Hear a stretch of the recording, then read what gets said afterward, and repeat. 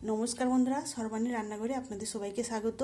বন্ধুরা, আজকে আমি নতুন ছোট আলুর সঙ্গে মটরশুঁটি দিয়ে বানাবো দুর্দান্ত স্বাদের ছোট আলুর দম।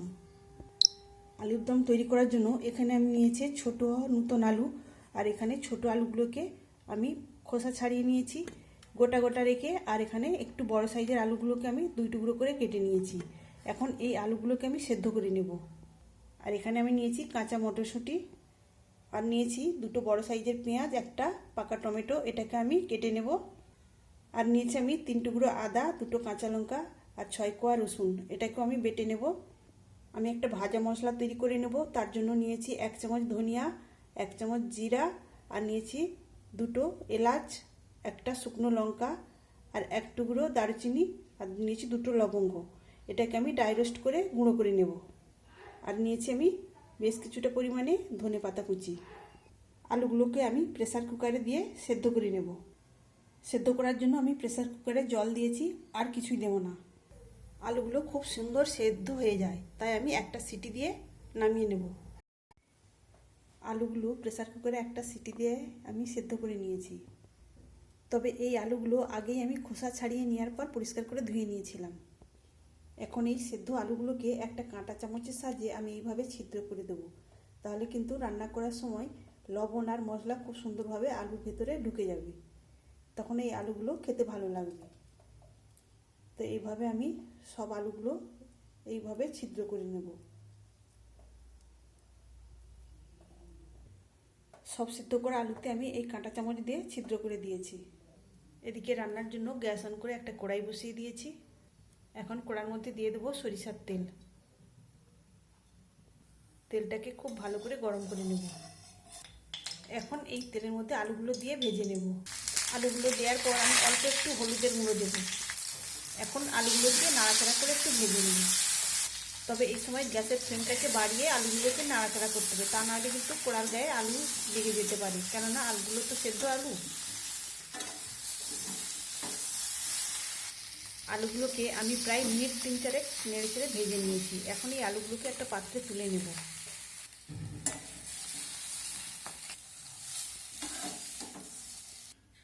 আমি আলুগুলোকে এইভাবে ভেজে তুলে নিয়েছি। এখন আমি ওই কড়ার মধ্যে আবারও দিয়ে দেবো সরিষার তেল। এখন ফোড়নে দেওয়ার জন্য নিয়েছি 1/2 চামচ গোটা জিরা, একটা শুকনো লঙ্কা 2 টুকরো করে নিয়েছি, একটা লবঙ্গ, একটা এলাচ আর 1 টুকরো দারচিনি, আর একটা তেজপাতা আমি 2 টুকরো করে নিয়েছি, এটাও দিয়ে দিলাম। ফোড়নটা আমি একটু নেড়ে চেড়ে ভেজে নেব। ফোড়নটা সুন্দর করে ভেজে নিয়েছি। এখন আমি এর মধ্যে দিয়ে দেবো কেটে রাখা পেঁয়াজ। পেঁয়াজটাকে নাড়াচাড়া করে আমি লাল করে ভেজে নেব। বন্ধুরা, আপনারা অনেক রকমভাবে আলুর দম বানিয়েছেন, একবার এইভাবে বানিয়ে দেখতে পারেন, খেতে দুর্দান্ত হবে। পেঁয়াজটাকে আমি প্রায় মিনিট নেড়ে চেড়ে ভেজে নিয়েছি। তো এবার এখন আমি এর মধ্যে দিয়ে দেবো বেটে রাখা আদা, রসুন আর কাঁচা লঙ্কা। দিয়ে দিলাম পরিমাণ মতো হলুদের গুঁড়ো। আমি আর ঝাল লঙ্কার গুঁড়ো দেবো না, কেননা আমি একটা মশলা বানিয়েছিলাম, তাতে শুকনো লঙ্কা দিয়েছিলাম, সেটা ড্রাই রোস্ট করে করে নিয়েছি। এখন আমি অল্প একটু চিনি দেবো। সামান্য জল দিয়ে মশলাটা আমি কষিয়ে নেব। তবে আপনারা যদি বেশি ঝাল খেতে পছন্দ করেন, তাহলে কিন্তু ঝাল লঙ্কার গুঁড়ো এখনও দিতে পারেন। আমি কাঁচা লঙ্কাও বেটে নিয়েছি, তাই আমি আর ঝালের জন্য কোনো লঙ্কা দেব না। এখন আমি দিয়ে দিলাম কেটে রাখা টমেটো। এখন আমি একটু সময় নিয়ে মশলাটাকে একটু ভালো করে কষিয়ে নেব। আদা, রসুন আর কাঁচা লঙ্কার কাঁচা গন্ধ চলে যাওয়ার জন্য খুব ভালো করে মশলাটাকে কষিয়ে নিতে হবে। আমি মশলাটা খুব সুন্দর করে কষিয়ে নিয়েছি, আর দেখুন বন্ধুরা, তেলও ছেড়ে দিয়েছে। এই পর্যায়ে আমি মটরশুঁটিগুলো দিয়ে দেবো। মটরশুঁটি দেওয়ার পর মশলার সঙ্গে আমি আবারও ভালো করে কষিয়ে নেব। এবার ভেজে রাখা আলুগুলোও দিয়ে দেবো। এখন মশলার সঙ্গে আলুগুলোকেও আমি সুন্দর করে কষিয়ে নেব। বন্ধুরা, আজকের এই ছোটো আলুর দম রেসিপি আপনাদের ভালো লাগলে অবশ্যই একটা লাইক দেবেন। সেই সঙ্গে যদি নতুন বন্ধুরা এসে থাকেন, অবশ্যই আমার চ্যানেলটিকে সাবস্ক্রাইব করে আমার পাশে থাকবেন। আমি মশলার সঙ্গে আলুগুলোকে প্রায় মিনিট দিয়ে কষিয়ে নিয়েছি।